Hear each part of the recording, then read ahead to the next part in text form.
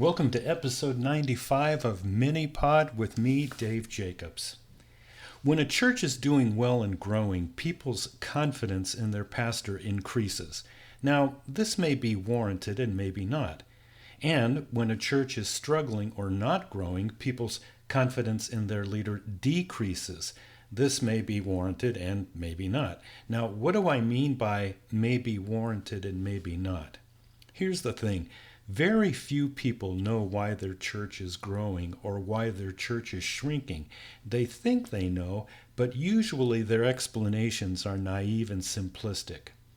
Ask your normal parishioner why they think their church is growing, and they might attribute it to dynamic worship or great preaching or small groups or the youth ministry. Ask your normal parishioner why they think their church is in decline, and they might mention that their church can't offer the same ministries that the big church down the street can, or that their building isn't attractive, or the pastor is not that dynamic of a preacher. Now, it's true that some pastors are better leaders than other pastors. Some pastors are better preachers, visionaries, better at leadership development, have better people skills than others. But here's the thing. It's rare that a church is growing or in decline, and the reason for this is solely because of the pastor. And this is especially true when a church is shrinking. Still, when a church is struggling or not growing, it's not unusual for the people's confidence in their pastor to decrease. So here's the thing. How then might one regain the confidence of their people? Let me give you 5 examples. 5 ideas that you can use. Number 1, occasionally teach on the dynamics of church growth and church decline. By that I mean the reasons why some churches grow and others don't.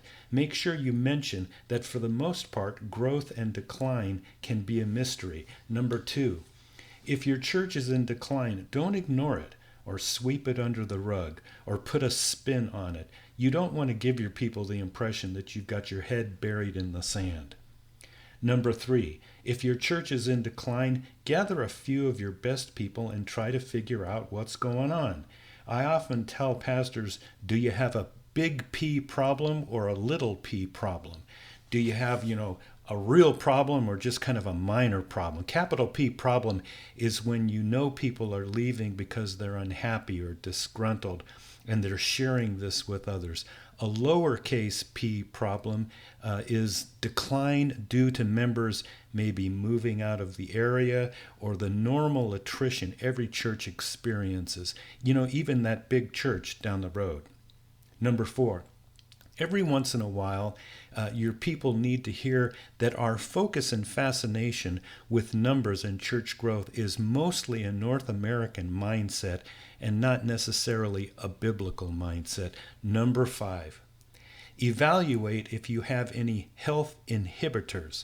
Now, I help pastors do this all the time, and if you're interested and want to find out more, get a hold of me. But health inhibitors are things that we're doing or not doing that could be sabotaging our attempts to grow a healthy church. Correcting said inhibitors is no guarantee that your church is going to start growing numerically, but it doesn't hurt, and you have more control over church health than you do over church growth. Give it some thought. Get a hold of me if I can help you. Hit that like button, subscribe, tell your friends. Once again, this is Dave Jacobs of Small Church Pastor, and I'll talk to you next week.